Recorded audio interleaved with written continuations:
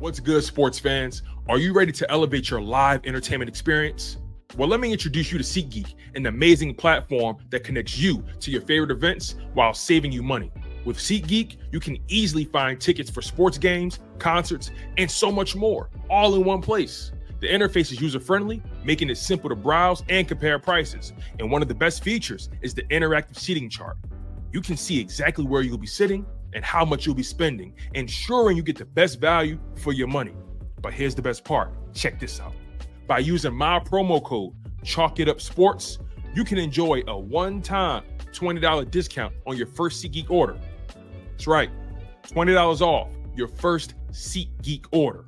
Imagine catching that thrilling game or concert without breaking the bank. It's a win-win situation. Plus, you'll be a part of a community of fans who eat, sleep, and breathe live events just as much as you do. So what are you waiting for? Click the link in the description to download the SeatGeek app today. And don't forget to use my promo code ChalkItUpSports for a one-time $20 discount on your first SeatGeek order. Get excited. Now let's get back to the show.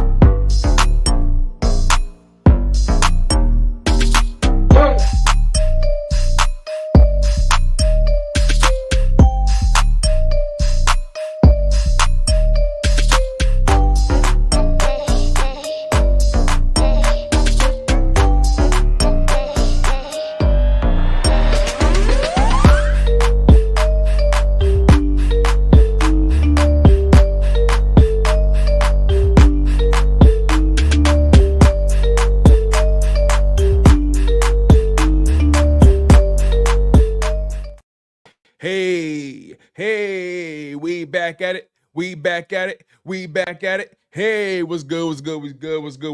This is your boy, Tone DeShields II. You guys are tuned into another dose, another edition of Chalk It Up Sports, where no matter if we win or if we lose, we just got to charge it to the game. First and foremost, I am happy to be alive. I'm grateful to be here with you guys, man. I hope you guys had an amazing holiday. We took a few days off here at Chalk It Up Sports, to spend time with the family, to spend time with your people, to kind of get a little bit of a reset, right? And I just hope everybody had a great holiday. I hope everybody got exactly what they asked for, what they wanted. I hope some of you guys were able to bless some people along the way. I'm just grateful to be here with you guys. And the greatest gift I have, the greatest gift that I've received is the ability to be able to communicate and speak my piece with you guys. So I couldn't be more happy to be here. As you guys already know, you know what the housekeeping is. You know what we got to do. You know what your job is. You know what you got to do, right? Make sure you smash that like button. Make sure you guys are subscribed to the channel. And by the way, in case you guys didn't know, not only can you watch the content on YouTube, but you can also listen to it on Apple Podcast, and you can also listen and view it on Spotify. And you can also catch the live streams on Twitch as well. So again, make sure you guys understand that the content is available at your fingertips. Wherever you guys want it, you can get it. Apple Podcasts, Spotify, YouTube, Twitch. The content is there. Make sure you guys lock in, and I'm eternally grateful for that. So smash that like button. Let's not waste any time. Let's get some shout outs out of the way. I feel like I haven't spoken to you guys in a long time. Let me just talk to my people, man. BB215, what's going on? Keisha White, what's going on? Gibbs, B, Eagles Realist, Chaotic Green, Cam Macbeth, Eagles Nest, 13, Errol Holmes, RJ, what's good, man? Good to see you guys, man. Good to see you guys. Again, I hope you guys had a dope holiday.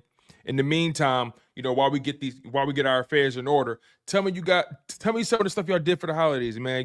Tell me some of the stuff y'all got, a gift you got, a gift you gave, whatever it may be. Greg, what's going on?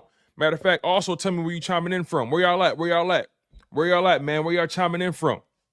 Right? What part of the country? What city you in? What state you in? What country you in? Talk to me. I want to know where my people at. I need to know where you guys chiming in at, man. So make sure you guys lock in. Also, shout out to all my people who are Eagles fans. Shout out to those of you who are not Eagles fans. At the end of the day, your eyes are still valuable nonetheless. Let's get this thing popping. So, Eagles realist said the 314. I ain't gonna lie, Eagles realist. I don't know what the 314 is, so I'm gonna need your help with that one. What's the 314? Somebody help me out. Somebody help me out with what's the 314? Oh man. All right. So let's see. Greg Miller says Baxley, Georgia. BB said Philadelphia. Eagles realist says St. Louis. Okay. Oklahoma, Cam. Okay, I like that. Hey, yo, Cam. Keep that to yourself. They may be watching. G Dragon holding it down in New Jersey.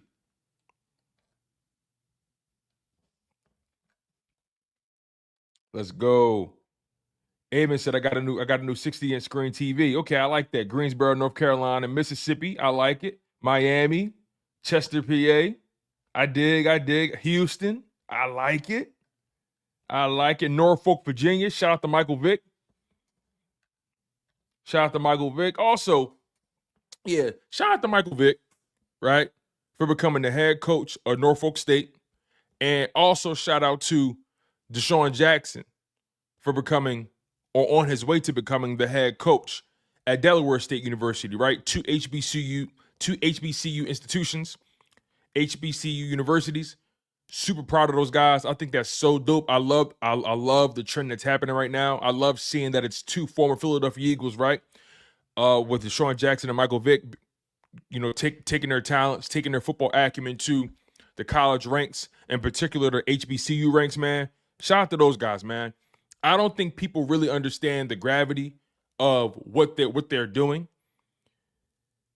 To take or to be bringing this level of NFL experience, this level of football acumen down to the over to the HBCU circuit is spectacular.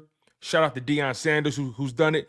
Shout out to Eddie George, legendary running back who's still doing it.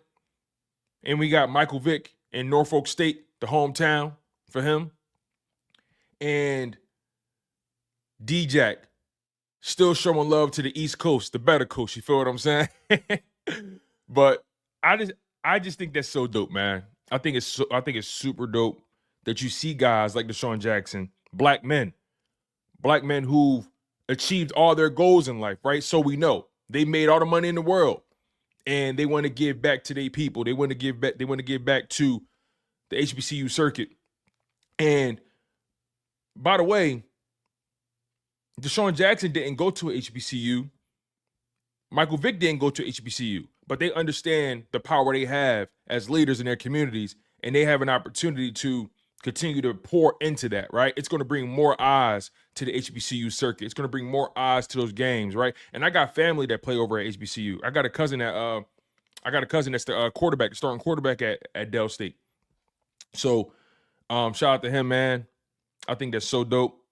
And Dell State can definitely use a pick-me-up. They didn't have their best season last year. A lot of my family graduated from Delaware State as well.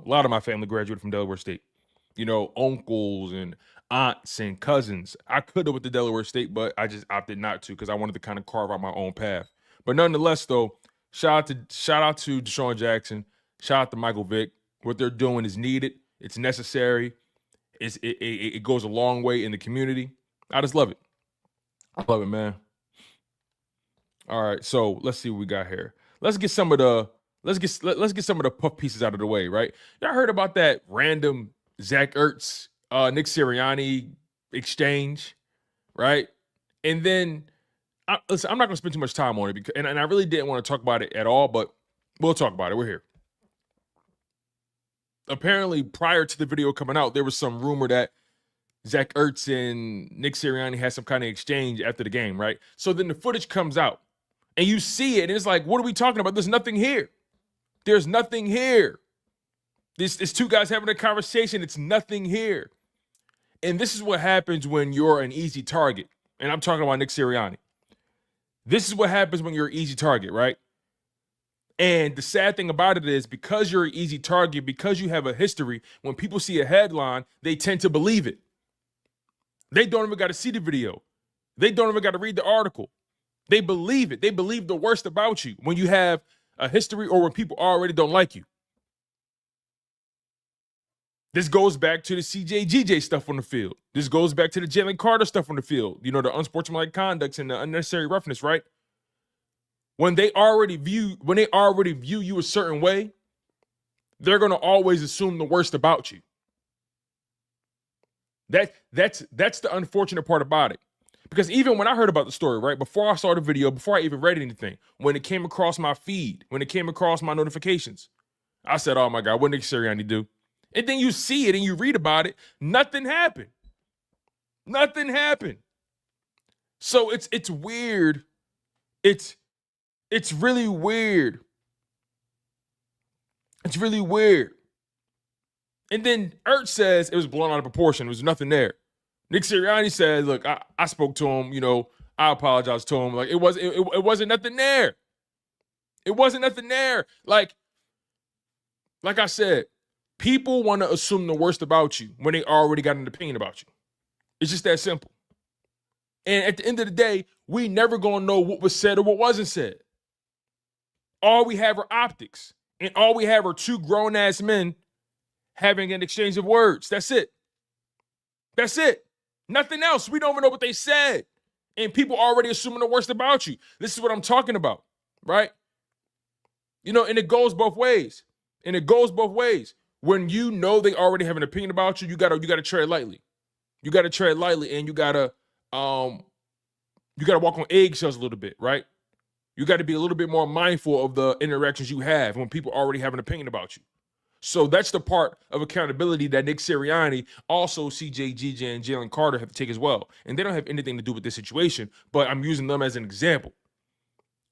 Referees already look at CJ one way. They look at Jalen Carter another way. They're going to be hyper-focused on if they're doing something they shouldn't be doing, quote unquote. So it's important for the individual to take accountability for oneself and say, you know what? They already feel one way about me. They already see me one way. They already waiting for me to F up. Let me do what I can to dodge the bullets, to dodge the drama. But in reality, when you see the exchange between Ertz and Sirianni, it didn't look like nothing. And again, I don't know what they said. You don't know what they said. You don't know what they didn't say. I don't know what they didn't say. So I'm not going to sit here and assume. All I can go off was what I saw, and I saw nothing. I saw nothing. Like, come on.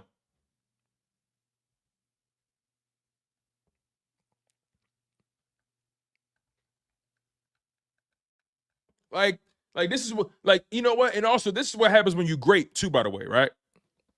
This is what happens when you're great.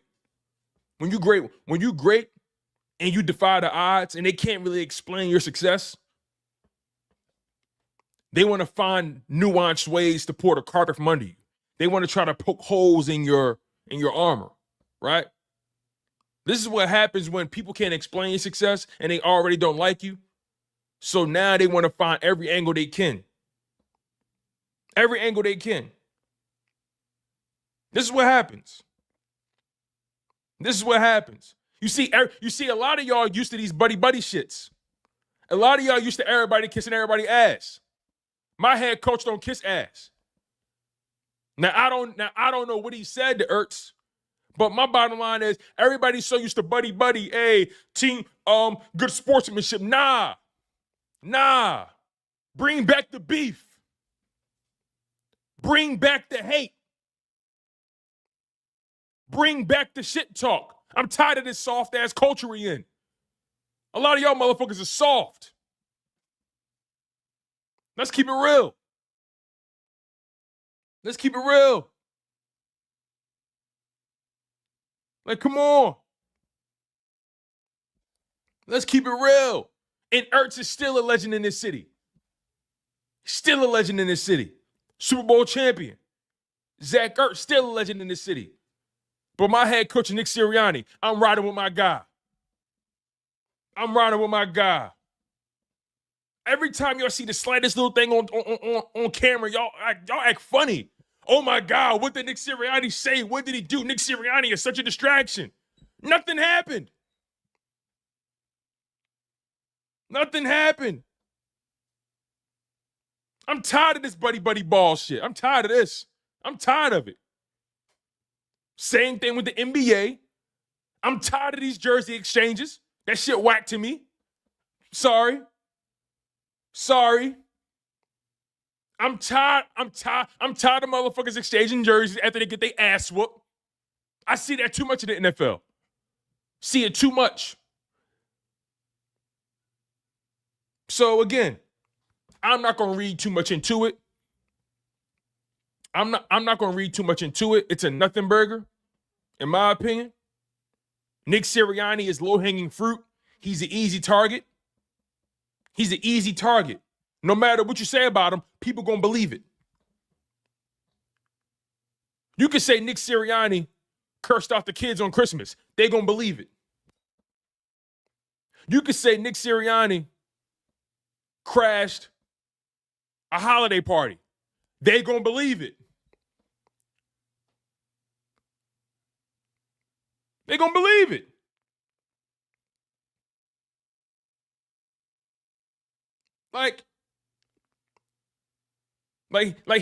He at this point now where it's like, it don't matter what he do. It don't matter what he do. He could celebrate with his guys on the sideline. Oh no, he needs to be more professional. You can't win, we're for losing. You can't. Anyway, let's move on from that topic. Like I said, man, I really didn't want to touch that topic, but I saw it come up in the live chat, so I figured why not? We here. Anyway, let's move on from that. I want to talk more about Jalen Hurts and the concussion. I want to talk more about Kenny Pickett and the likelihood of him playing, right? And, Tanner McKee and the Eagles bringing in Ian Book on the practice squad to add to that quarterback room, right? So, as we know, Jalen Hurts suffered a concussion about 11 plays into that Commanders game that the Eagles ultimately ended up losing. Now, granted, the Eagles got off to a strong start, but they didn't finish the game the way they wanted to, and they ended up losing the game on a final drive led by Jaden Daniels and the Commanders. Eagles lost 36-33. I say again, that loss doesn't rattle me not one bit. But nonetheless, Kenny Pickett had to finish the game. And Kenny Pickett, he wasn't terrible, but he wasn't good either. You know what I'm saying? Like he had these moments where he would make the right pass or the right read or whatever. Then he would have these moments where you ask yourself, bro, just get out of Dodge, like make a decision, whatever it may be. He didn't have a spectacular performance. He didn't have a god-awful performance. He put them in position to win the game. He made enough plays to try to close the game out.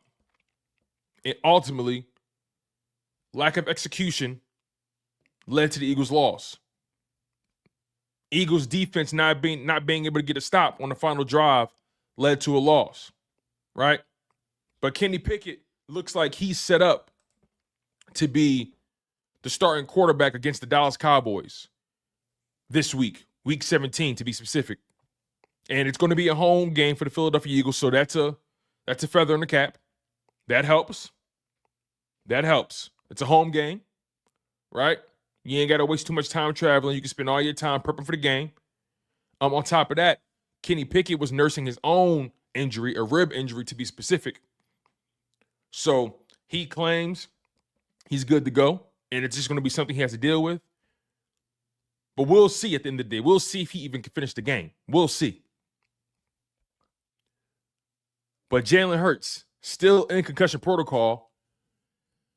And when I think about it, I don't want them to force that young man back.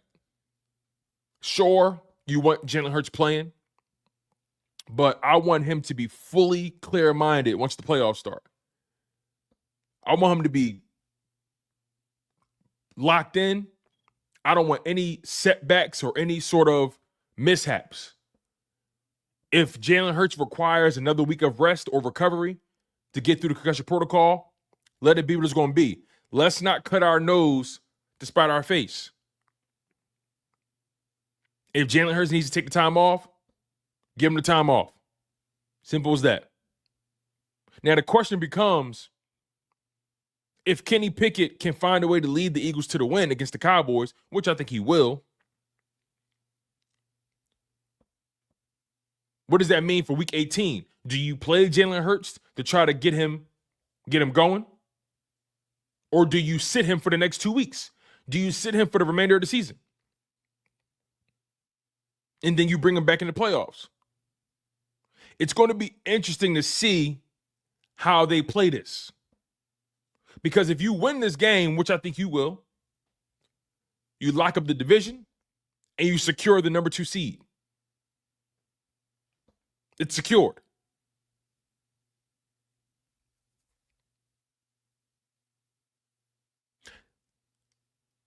If you have a chance at the number 1 seed come Week 18, I doubt it, but if you do have a chance at the number 1 seed, do you play Jalen Hurts? I say yes. If you have a shot at the number 1 seed, you go for it. And I guess numerically they have a shot at the number 1 seed. But unless you have a straight line shot, I'm not talking about this got to happen for if you got a legit shot, you go for it. But if you know, regardless of what you do, you're stuck in the number 2 seed, you sit your guys, you rest your guys. You rest your guys. It's going to be interesting to see how this plays out at the end of the day. But overall, I want Jalen Hurts to be healthy. Concussions are a big deal. But if I'm being honest, I'm happy it's not an ACL. I'm happy it's not an ankle or a foot or an elbow or a shoulder or a collarbone or a rib. Or I'm happy that it's none of those things. Concussions are serious, especially when they're continuous or when you perpetually have them in your career, like a guy like Tua Tagovailoa, right?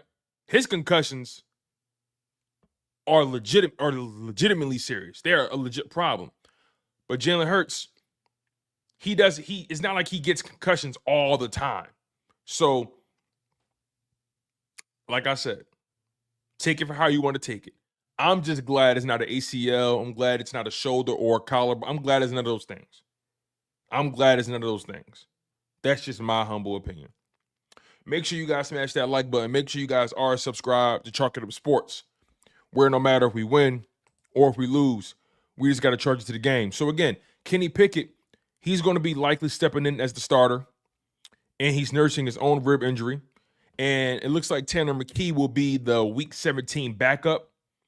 And after the Eagles sign Ian Book, he's looking like he's going to be the emergency quarterback or the quarterback on the practice squad, right?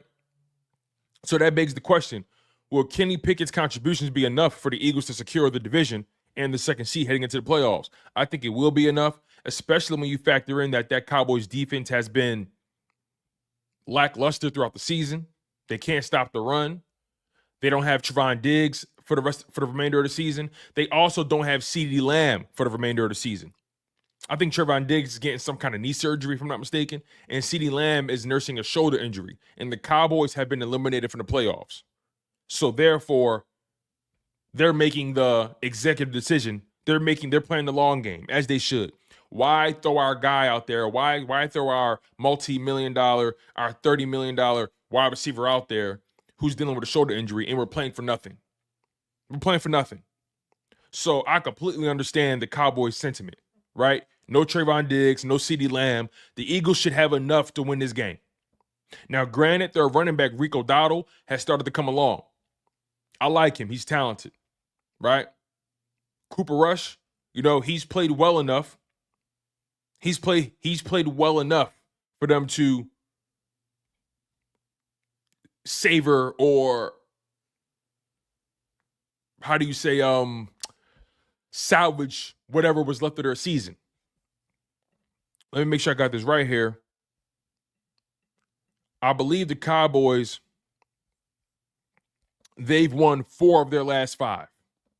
They beat Washington, they beat the Giants, they lost to Cincinnati, and they beat Carolina, and they beat Tampa Bay, which is something I didn't expect. But Tampa Bay is a streaky team nonetheless. But Cooper Rush, Rico Dowdle, they've been pretty good. But during those 5 games, those 4 or 5 games in which they won, CeeDee Lamb was their leading receiver in 4 of those games. So now you lose CeeDee Lamb.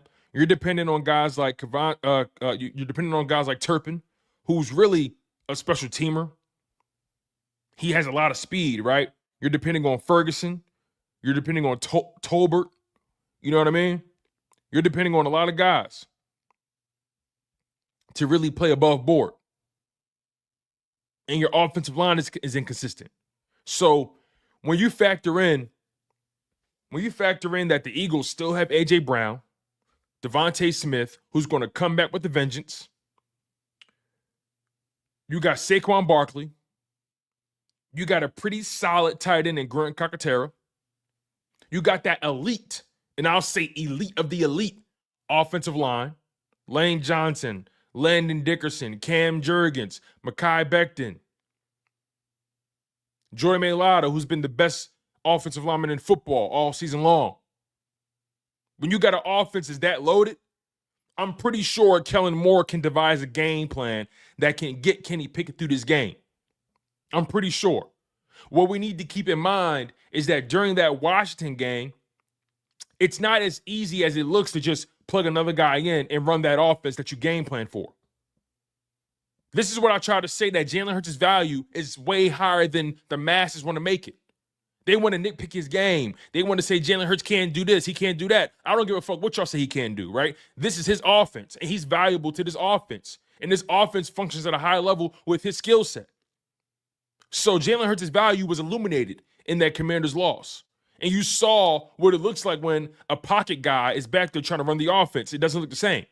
So now Kellen Moore has to go back to the drawing board, has to retweak some things to make sure he can optimize Kenny Pickett's skill set. And I think he'll be able to do that. There's too much talent on this team, too much talent on the offensive line, too much talent on the defense for the Philadelphia Eagles not to come out with this win. I'm not saying the offense is going to function at the level that it functions at with Jalen Hurts in there. Jalen Hurts being in there makes the offense that much more dynamic. And I'm going to get to the super chats too, by the way, you guys. I appreciate it. Jalen Hurts makes the offense significantly more dynamic.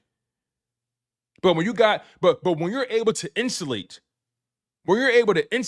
Kenny Pickett with Saquon Barkley, A.J. Brown, Devontae Smith, that offensive line, Grant Calcaterra, Kenny Gainwell, when you're able to insulate him and shield him with that kind of talent and that defense, the margin for error is larger than it normally would be for a guy like him. And also, Kenny Pickett got some wheels on him. I would like Kenny Pickett to use his legs a little bit more. I've seen him play in Pittsburgh. He can move with his legs, for sure. He's not an elite passer by any stretch of the imagination. He's pretty mediocre. But if he uses his legs and adds that to the equation, if he adds that to the gumbo, then we may be cooking with something for a little bit. He may be able to step up and make some plays. I feel like that's where he went wrong in that Commanders game. He didn't use his legs enough. He was trying to run the offense. He was trying to make the passes. I get it. But there were moments where I'm like, hey, Kenny, you got some wheels. Use your legs, brother. Use your legs. So regardless though, I'm of the belief that Kenny Pickett can do enough to win this game against a Cowboys team who's already punted on their season for the most part, right? No CeeDee Lamb, no Trevon Diggs. You know Micah Parsons is going to play his heart out. That's just his personality type. And they're definitely looking to play spoiler for us. They're motivated in their own right. But it's a home game, right? It's a home game. Your defense still is one of the elite defenses in the league. I don't care what happened last week. I'm going to follow the trends instead of a one-off. I'm going to pay attention to the trends instead of a one-off. Every defense, every elite defense, every elite offense has a one-off game during their season, maybe two. But I pay attention to the trends. I hold respect and credence to trends. And the trends tell me this Eagles defense has held teams to 20 points or less regularly throughout the season. The trends tell me the Eagles defense gets home in the pass rush. The trends tell me the Eagles defense gets home in the pass rush. They can stop the run. They force turnovers. That's what the trends tell me. So whatever happened in that Commanders game, some of y'all may want to hold on to it. Not me. I'm sticking with the trends. Let me get to these comments. My man AJ Jones, the $4.99 super chat. He says, and thank you, AJ. I appreciate you. He says, this week I think we'll see the offensive prowess of Kellen Moore. Eagles still get the W this week. CD done for the season. Yeah, CD Lamb's done for the season, man. But I agree with you, AJ. This is going to be really interesting to see what Kellen Moore is able to pull out of his hat here. I agree with you 100%. My man Anthony Chops Crowback with the $4.99 super chat. Thank you, brother. He says, I think Pickett can make enough plays to win, but the fit reminds me of Minshew a bit. We have to sustain drives. Defense should hold their weight, though. Right. To your point, though, this is the NFL, right? So if the defense gets stops, you got to put points up. You got to help them. You can't keep leaving your defense hanging like we did in that previous game. If the defense gets stops, if they force turnovers, if they get you a short field, which they've done on multiple occasions, you got to reward them with some points. And I'm talking touchdowns, not field goals. Touchdowns. So we'll see how they mix in the whole Kenny Pickett, Saquon Barkley element. We'll see how that looks. We'll see how they try to get Saquon Barkley the ball. Because Saquon Barkley benefits from a guy like Jalen Hurts being back there. We'll see how it goes. Thank you for the super chat, Ant. My man K.O. Green with the $5 super chat. Thank you, brother. He says, whoever plays, those deep throws to AJ got to be accurate. Bland is going to turn around and pick those more than not for real. You know what's so funny? I agree with you on that. I think they're going to have to figure out the best ways to optimize Kenny Pickett's skill set, right? And those deep balls really, they're more so time. The deep ball is more so about timing than arm strength, in my humble opinion. Obviously, you want a guy who can actually throw the ball out there, but I'd much rather have a quarterback that has better timing on the deep ball than the most arm strength on the deep ball. Because if you lack timing and have all arm strength, you're going to overthrow guys. And you may even underthrow guys because you're trying to pull back on the arm strength. But if you have timing, if you have elite timing, if you have top-notch timing, regardless of your arm strength, you can throw a deep ball to anybody.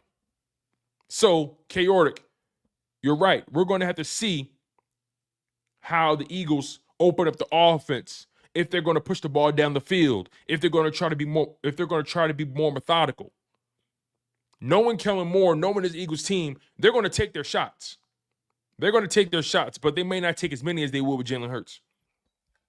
Thank you for the super chat, chaotic. All right. You know what's funny? I got another super chat. Hold on one second, y'all. Shout out to my man Terry Hayes. Shout out to you, bro. He says, I think we should have signed Justin Fields instead. Once Pickett went in Washington didn't have to worry about Pickett running. He didn't play bad enough. The drop balls and the boneheaded defensive penalties lost the game. I think, see, the thing is, Justin Fields was traded for, if I'm not mistaken. If I'm not mistaken, Justin Fields was traded for. I think. Somebody correct me if I'm wrong. But I think Fields was traded for. That wasn't just a straight-up signing. Right?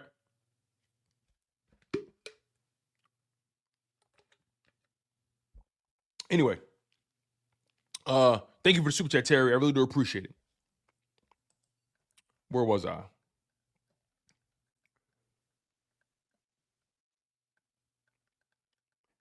Let's see. But regardless, though, right? This is going to be a really interesting game to see how it plays out because a lot is on the line for us.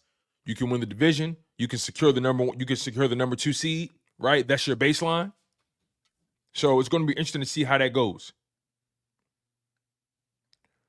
Philly 007 says, yes, he got traded. Okay, bet. So, yeah, Fields got traded. So that wasn't just a straight-up signing, right?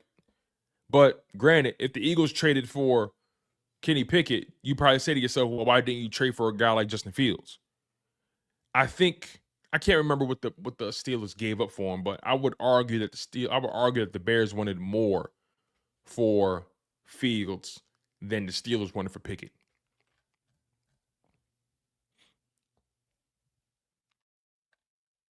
Let's see here.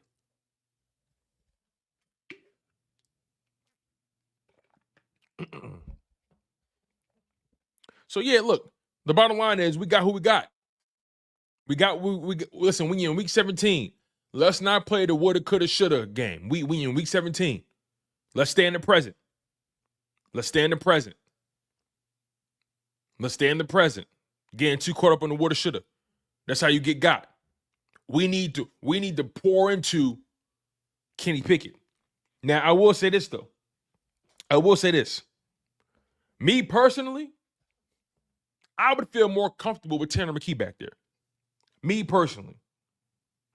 Tanner McKee, I think he's a better passer. A better pocket passer than Kenny Pickett. I think he throws with more anticipation. I think he's more accurate. I think he can fit the ball in tighter windows. I think he's more confident in his arm. I would prefer Tanner McKee out there, right? Now, my man, Mr. Raffo Lawrence says Tanner McKee ain't a threat to run. Well, guess what? Kenny Pickett didn't run at all last week. Is he a threat to run? I would like him to be because I believe he has enough speed to do so. I won't ignore what I saw from Kenny Pickett in previous seasons. He can run with the ball, but my problem is he didn't. And he has to prove that he can, and he will. And besides, as a backup, you're more valuable with your passing ability. I think Tanner McKee is a better passer than Kenny Pickett. I think I don't know if significant is the word, but he's better than him. And then, like KGK just said, Pickett is dealing with bad ribs now. Personally, I still don't know what Kenny Pickett did to beat out Tanner McKee. Every time I saw Tanner McKee throwing the football, he was throwing it way better than Kenny Pickett in live game action. So I would have preferred Tanner McKee be the guy this week. Me personally. I think Tanner McKee can throw the football. And I think he throws a better deep ball than Kenny Pickett. He throws a way better deep ball. Sorry. That's just me. My man Dank says McKee had a terrible camp versus the twos. But what did he look like when the game was on, though? When you saw the preseason games, what did he look like? I'm sorry, with all due respect, Dank, I don't give a fuck about practice throws. I want to know how you throw that ball when the bullets are flying. I want to see how you throw that ball when they try and take your head off. And in my humble opinion, based off my humble observation, I feel like Tanner McKee is a better quarterback than Kenny Pickett. I feel like he throws a more accurate ball. He throws more anticipation. He throws a better deep ball. He throws a better back shoulder ball, which is something that works in this offense with guys like A.J. Brown and Devontae Smith. That's just me.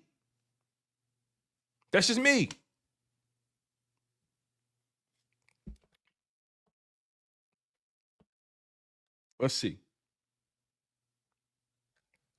But nonetheless, though, it's going to be a fun game. And look, y'all, let's just take a step back, right? Because we pretty much know. Actually, you know what? Before we do that, let me get to the injury report. Let me bring that up. Let's bring up the injury report. The most recent one, at least. I think they're going to drop another one today at some point, but that's probably going to be after the show. All right. So here is the current injury report for the Eagles right now. And this is based from Thursday. Now, today is Friday, obviously. They haven't practiced yet, or maybe they're about to. Who knows? But I have to base it off what I know right now. And it says here, Saquon Barkley was a full participant on Thursday. Mekhi Becton, full participant. A.J. Brown was limited with rest, and he's been dealing with a knee. Britton Covey was a full participant, dealing with a neck. Nakobe Dean was limited with an ab injury. Landon Dickerson was a full participant on Thursday, which is great. Bryce Huff has been a full participant all week, dealing with the injury with the wrist. He's still in his 21-day window. Jalen Hurts, he didn't practice so far all week, dealing with the concussion, and obviously he had the left finger. That's really not a factor.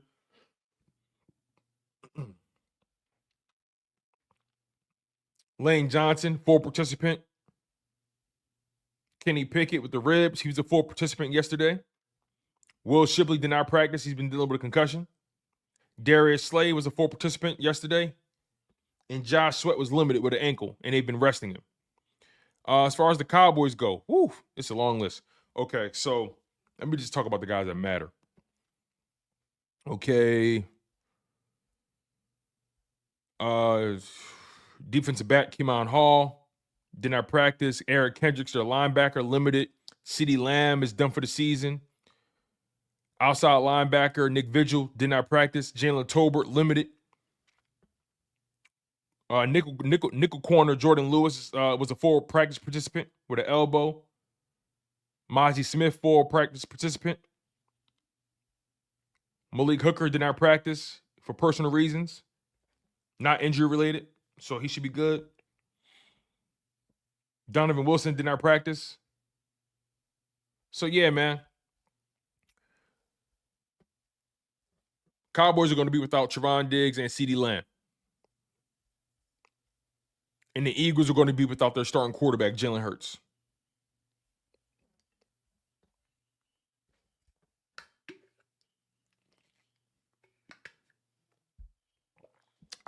Okay. But before we get out of here, we're going to be here for like another maybe 15 minutes or so, another 10 to 15 minutes. Before we get out of here, I want to refresh your memory, right? Prior to the season starting, you guys, we had our concerns, our fair share of concerns as it pertains to the Philadelphia Eagles. In particular, the defense, right? Coming into the season, the Eagles had one of their worst defenses in history, one of their worst defensive performances, right? They were one of the worst defenses in the league last year. And Vic Fangio comes in. You draft Quinyon Mitchell. You draft Cooper DeJean. You draft Jalen Hunt.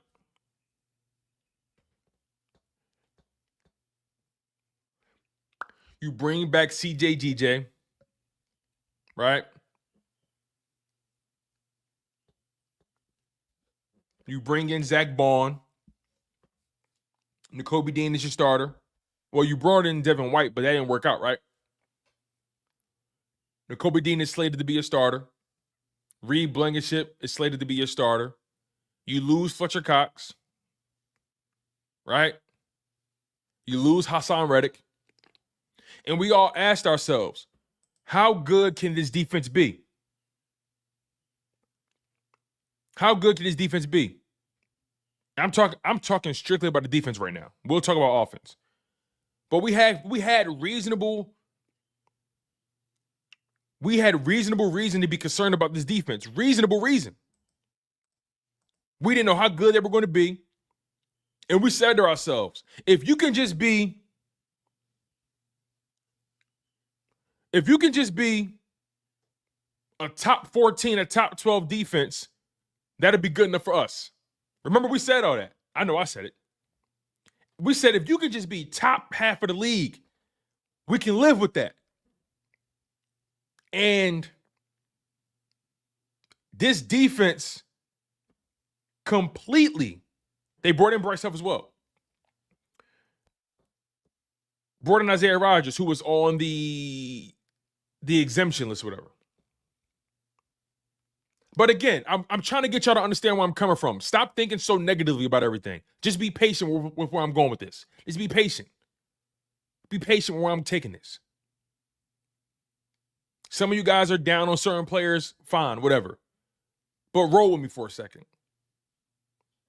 We're already dealing with some negative stuff as it is. Let's try to live in this moment real quick.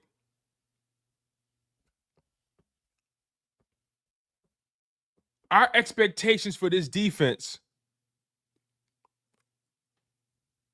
were significantly lower than what they've given us. We just wanted this defense to be average. Really think about that. Take a step back.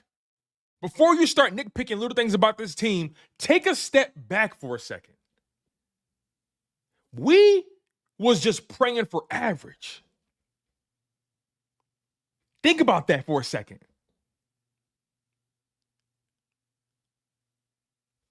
We were praying for average.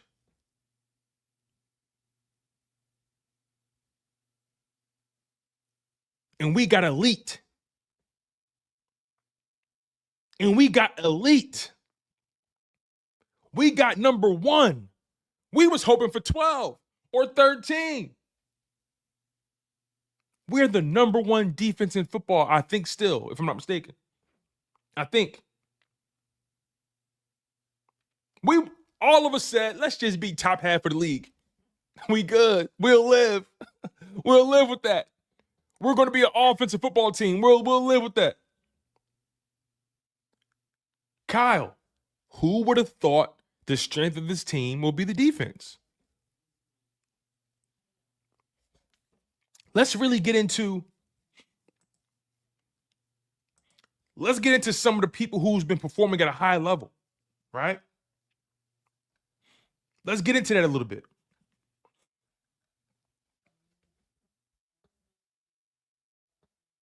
You have Zach Bond, somebody you signed to damn near a veteran minimum, a league minimum deal.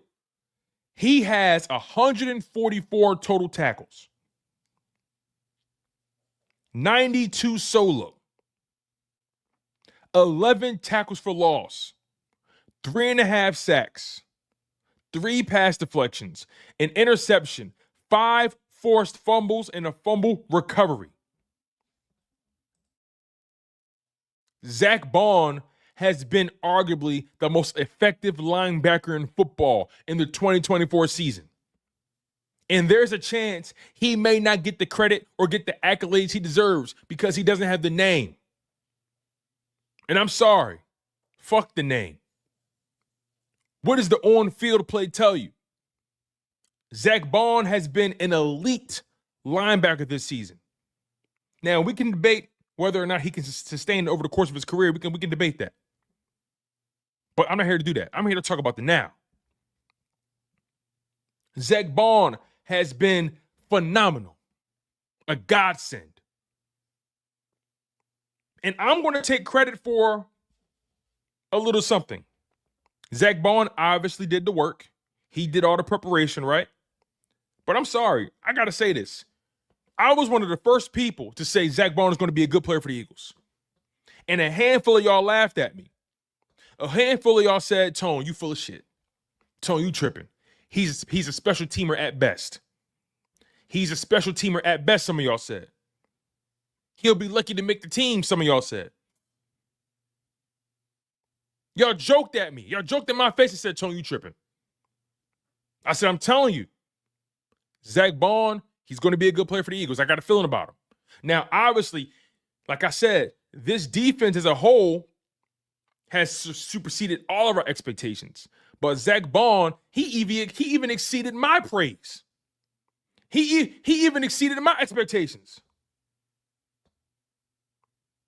I knew Zach Bond would be good for us. I said that. Lord Vaughn, do your own research. If you watch my show, you know what I said. Do your own research. Now, again, he's exceeded my expectations. And I still said he was going to be a good player for us.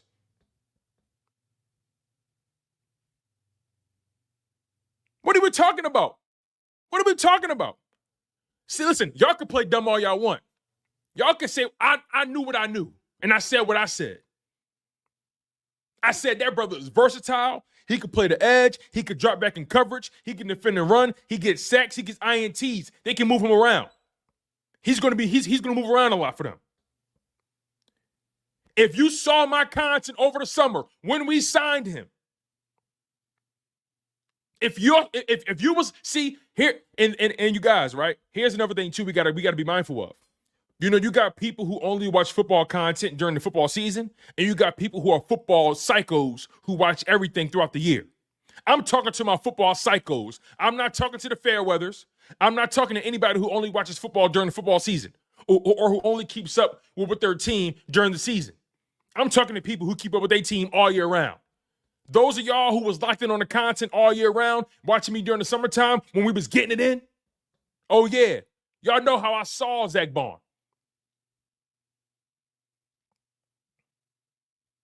Let's keep it real. We psychos, we sickos. If you know, you know. I'm just saying. Now, obviously, Zach Bond had to do the work.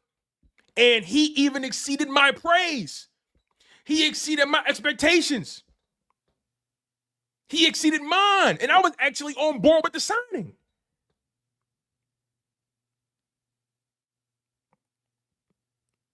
Like, I was like, he's blown me away. He's better than I even thought he was going to be.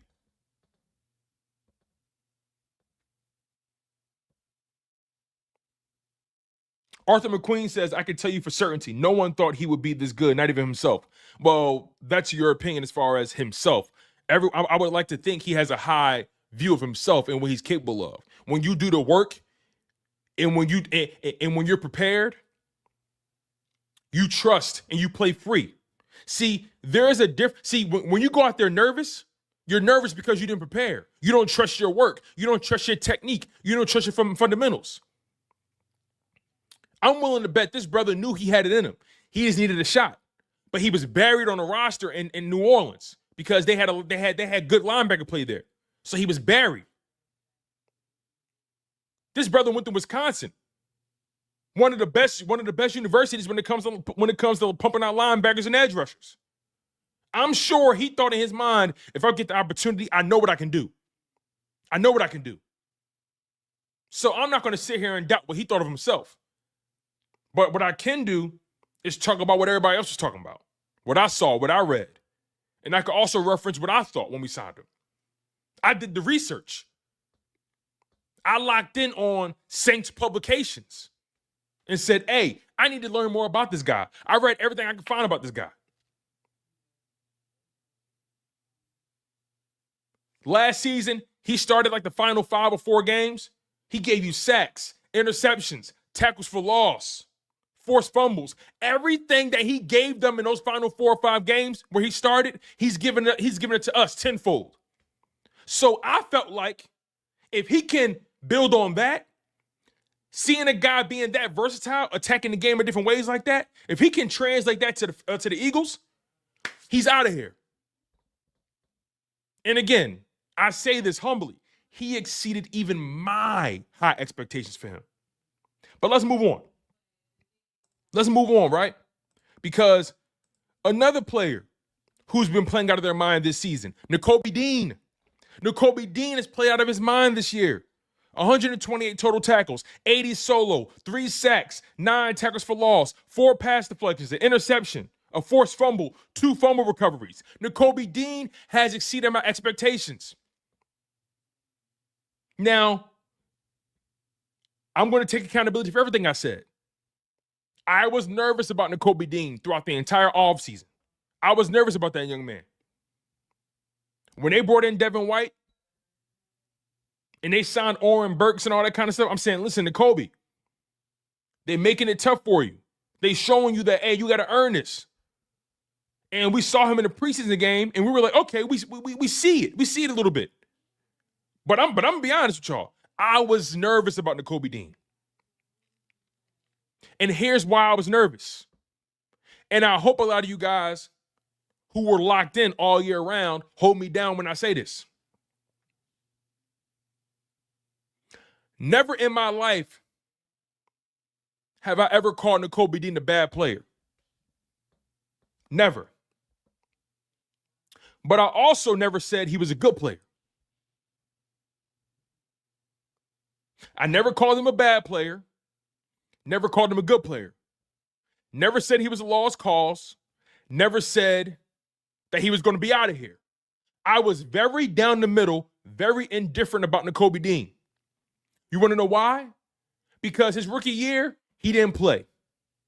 His second year, when he finally gets to start, he ends up on IR twice. So he basically didn't play again. So I had no idea what he was. I didn't know if he was a good player. I didn't know if he was a bad player. I knew he had certain limitations, right? Pass coverage being one of them. We saw that, right? But I never definitively anointed the brother, and I never definitively said he was a lost cause. I always kept it G. And I said, listen, I don't know what he is. I don't know what he is. Those of you guys who locked in on my show, and y'all know I've been holding it down like that. I said it every time. I don't know what he is right now. I know Devin White has a resume. I know Devin White is somebody that's going to challenge him for the position. And we thought Devin White beat him out. And all of a sudden, Devin White ends up getting cut. And Nakobe Dean is the starter. And the rest is history. So, Nakobe Dean is somebody who has vehemently, catastrophically exceeded my expectations. I had no idea Nakobe Dean would be this reliable. No idea. No idea. So I want to give Nakobe Dean his flowers. Let me get to Clark's super chat. Clark with the $2 super chat. He says, Tone, not gonna lie, I'm worried. He said, not gonna lie, I'm worried as fuck. Kind of not thinking about the Super Bowl right now. That's okay. That's okay. I'm not worried, but that's okay. I'm not worried. Thank you for the super chat, Clark. I had no idea. I had no idea that Nakobe Dean would be this guy.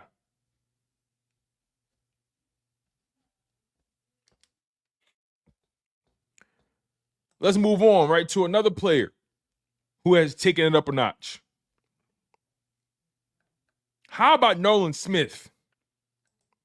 How about Nolan Smith?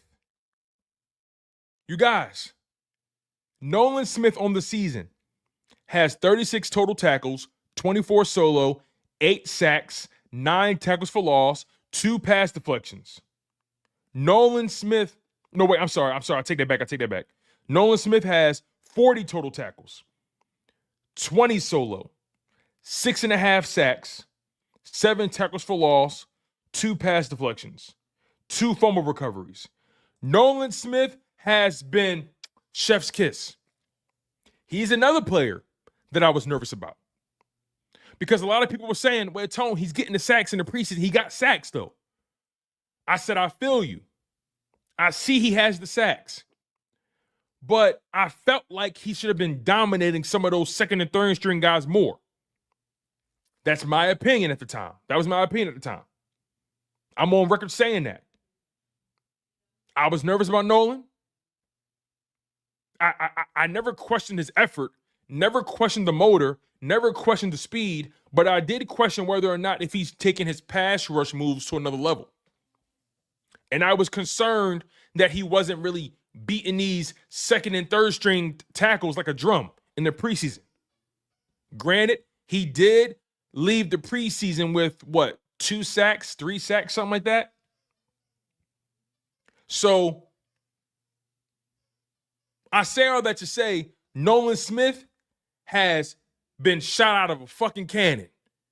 And we're seeing that first round, borderline second round talent shine through. I say again, Nolan Smith has 6.5 sacks and 7 tackles for loss, 2 pass deflections, and 2 fumble recoveries. He's been everywhere. He's been everywhere, and he's stronger than he looks. He's stronger than he fucking looks. I just want us to take a step back. Although we are in a funny moment right now with the quarterback dealing with a concussion, right? And like, I don't want y'all to panic about nothing. Some of y'all are really panicking. There's a hole in the armor for some of you guys. What we're trying to accomplish here requires so much diligence and confidence and fearlessness. We have to trust that these young brothers did the work. Vic Fangio has done an amazing job preparing these guys, getting these guys ready, right? Remember, last year we questioned the conditioning of this team. Not once have we had a game or a moment where we've questioned Jordan Davis's conditioning or motor. We haven't questioned Jalen Carter's conditioning. We haven't questioned Josh Sweat's conditioning. Josh Sweat is having an amazing season. Josh Sweat is back on track. 8 sacks, 9 tackles for loss for Josh Sweat, 2 pass deflections. Josh Sweat is back in his mode. He could very well end the season with double-digit sacks. It's possible. Milton Williams, 5 sacks on the season, 7 tackles for loss, 1 pass deflection, a forced fumble and a fumble recovery. Jalen Carter, 4.5 sacks, 12 tackles for loss, 5 pass deflections, 2 forced fumbles. BG, the old man, 3.5 sacks, 6 tackles for loss, 2 pass deflections, a forced fumble.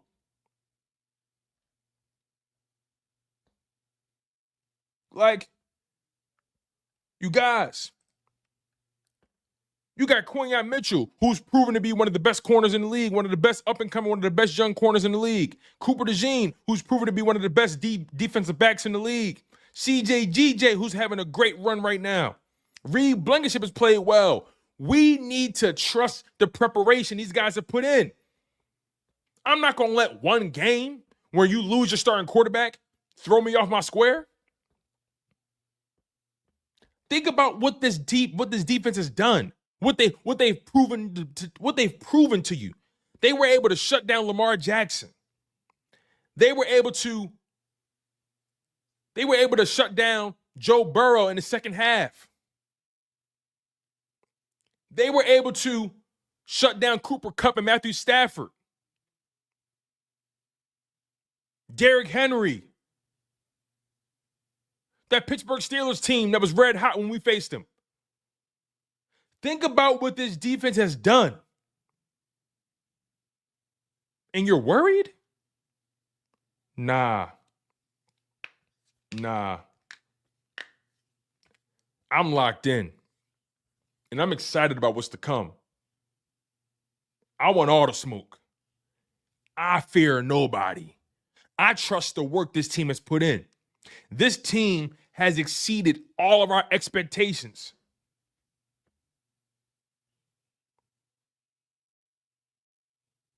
Exceeded all of our expectations.